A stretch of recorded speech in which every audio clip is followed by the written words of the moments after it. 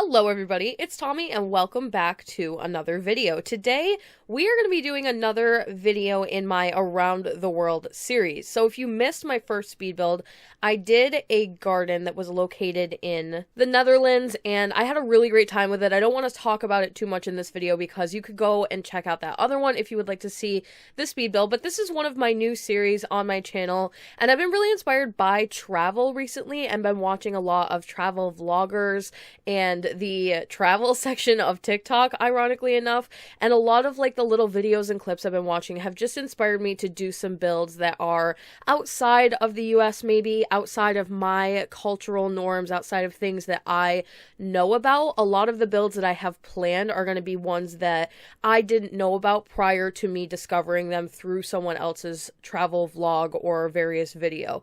And this is definitely no exception. Somewhere down the line I probably will do some of the classic staple travel locations, but I've been really enjoying learning some new things about things I just don't know about. I love to try and teach myself things. I've been out of school for a while now, so you kind of got to keep your brain jogging in any way possible. So today we are going to be building the Giraffe Manor. So the Giraffe Manor is actually located in Nairobi, Kenya. Now we are building in Strangerville, and it was sort of a toss-up between Oasis Springs and Strangerville at the beginning, and then the more I did some research into Nairobi and specifically like Kenya, I realized that I probably could have gotten away with this build in a lot of different areas and that Strangerville might not have even been the best choice.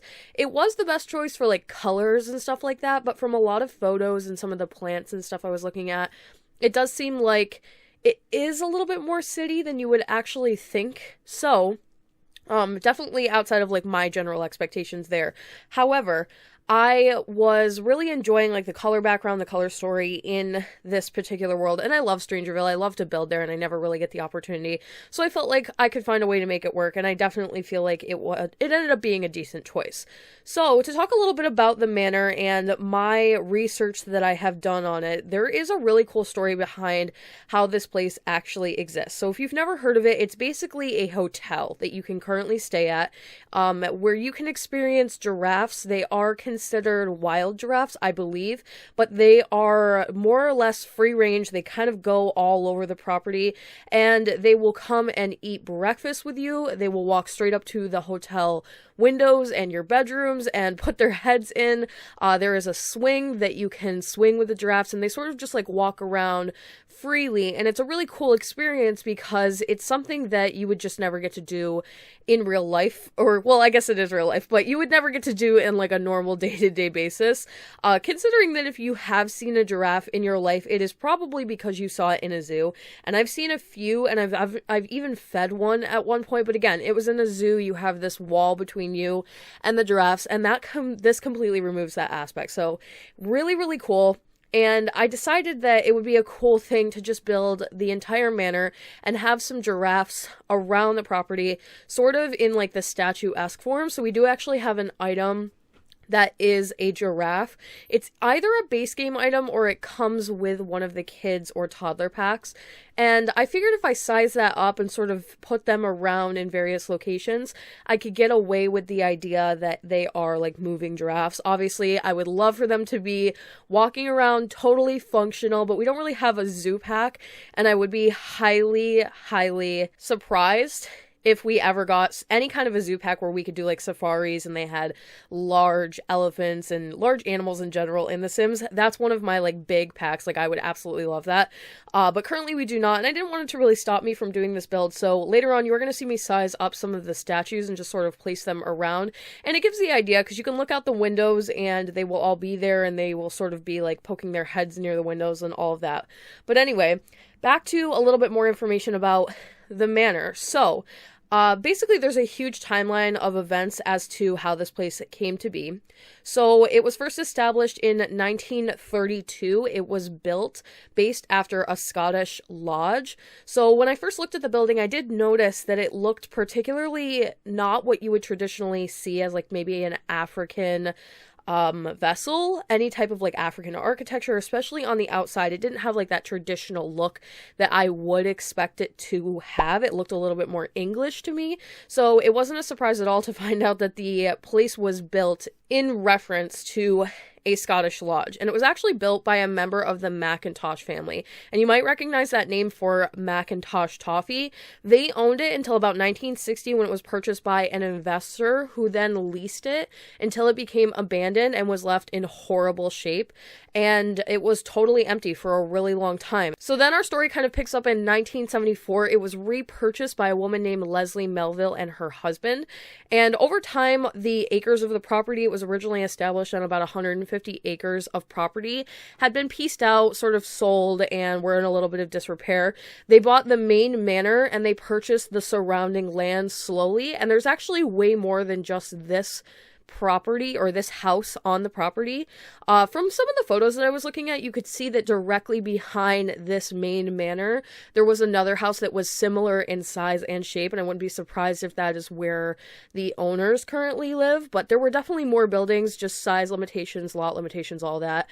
Kind of have to pick and choose what I'm actually going to build, and obviously the main building would be the thing that I would want to build a little bit more, but yeah.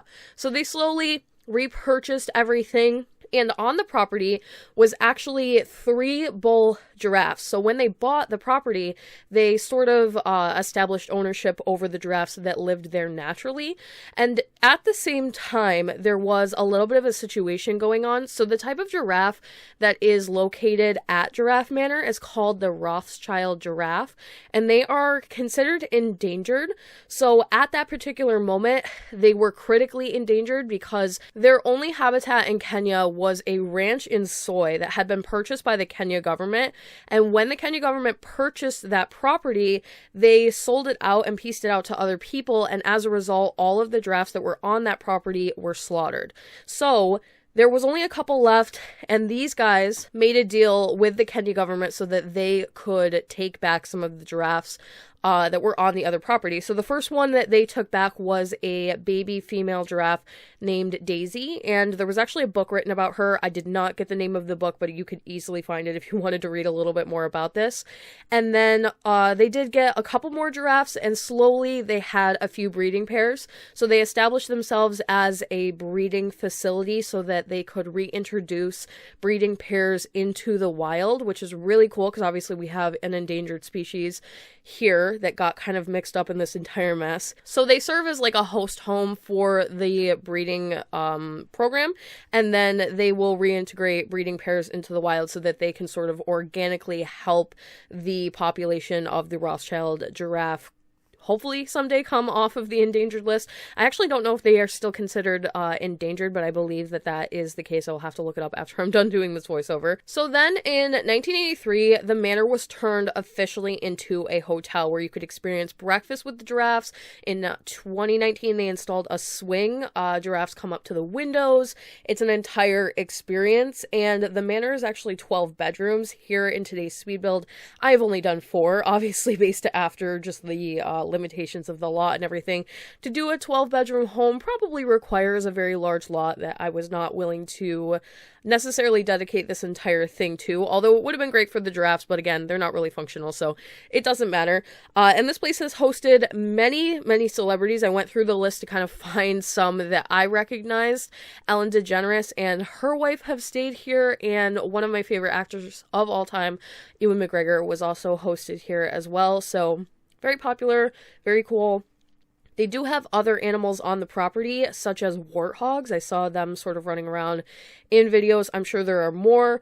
And then in 2009, it was sold to a company called the Safari Collection, and they run hotels based around different exotic locations and exotic animals, and they have like this entire website that you can go on and check out their different places that you can go. It's really cool, and I just think that in general, when doing a build like this, when I first initially had the idea, I was a little bit nervous to explore it even a little bit more, because typically when you find travel locations that are based around sort of the gimmick of coming to stay, be around, possibly ride an animal, a lot of times those animals can be in really bad shape. They're taken unnaturally from the wild. Some of them are even abused. They're not very well taken care of, and it's obviously more so known now, but it's highly encouraged not to support those kinds of things. And if you were gonna go, like, say for example, do like elephant riding, You're not really supposed to do it anymore because a lot of places don't take super good care of the elephants. Not to say that every single place does or does not. I don't know all that information about every particular location, but when I saw that this was a hotel based around giraffes and giraffes sort of like being a part of it, I was a little bit nervous, like, ooh, I hope that they take care of the giraffes. I hope that this isn't something where they're trained and they're sort of forced to interact with people and it's just like not a healthy environment for them. But reading a lot more about it and seeing that they do a lot of help and good for the better of the species, and it's more so just that the giraffes generally like to be here and they know exactly what's going on. I was actually watching a video of this girl who had stayed there, and she woke up first thing in the morning and she sort of peeked her head out the window, and one of the giraffes was already there kind of checking her out, and she was like, "Oh, are you ready for breakfast?" And they ran around to the other side of the building because they knew it's breakfast time, people are going to have food out. They were so excited. And you can check out a lot of, if you actually Google the Giraffe Manor, they have an entire website. You can see a lot of videos of how the place actually works and the giraffes sort of like coming into the hotel by sticking their heads through the windows.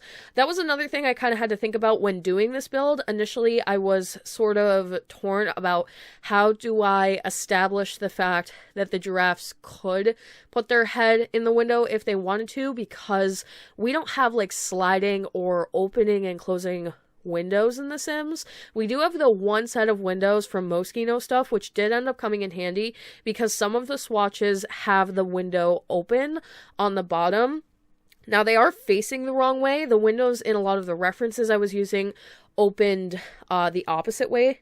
As to, I don't know how to explain it better than that, but these ones sort of just like have a panel that tilts up and down, which is a lot more indicative of like a factory possibly, which is kind of what Moschino stuff is based after.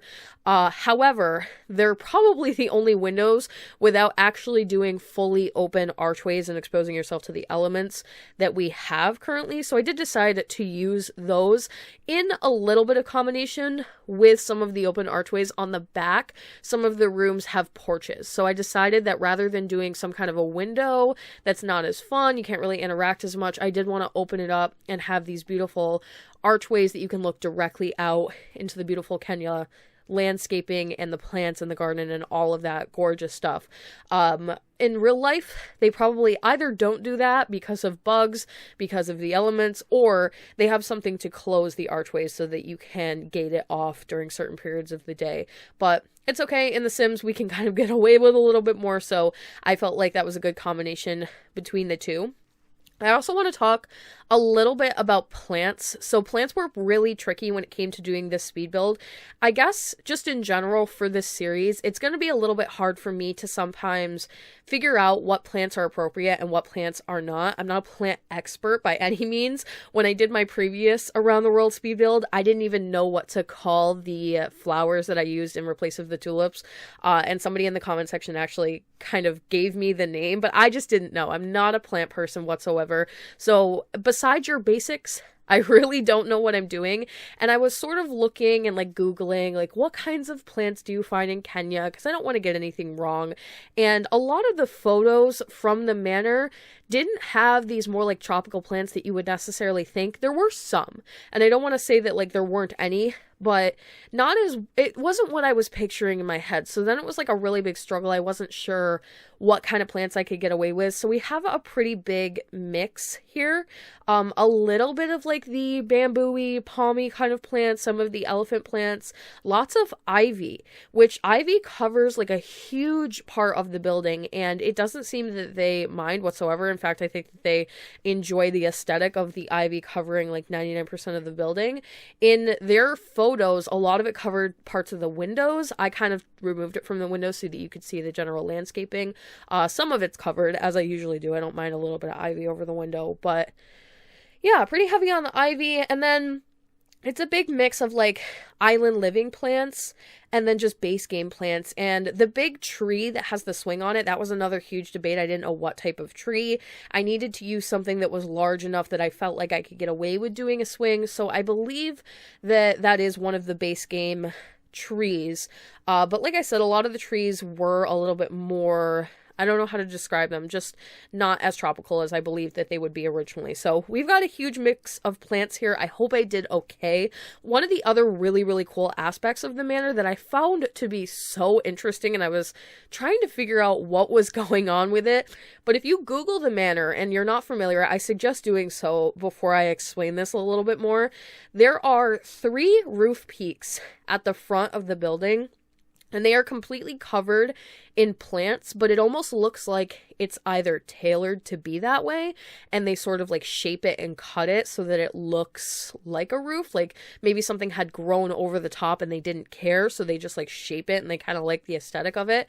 Or it's some kind of plant that I don't know of that just completely encapsulates your roof, and it's so beautiful. So to establish that kind of a look, I decided to take some of the bushes. I believe it's the base game, like standard round bush, size that down and bring them up and down so that I can completely cover those 3 front-facing roof peaks. You'll be able to see it a little bit more in the screenshots that I've provided at the end of the video, but it's a really interesting aspect of the manor and just makes it a little bit more recognizable instead of exteriorly having it just look like anything at all.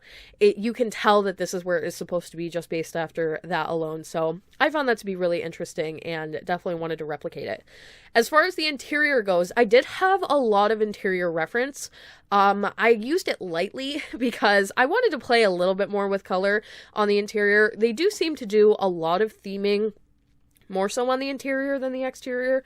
So they did have like rugs, art on the walls. There was like a chess set that had theming like lions, tigers, giraffes, animal print stuff, animal print art pieces.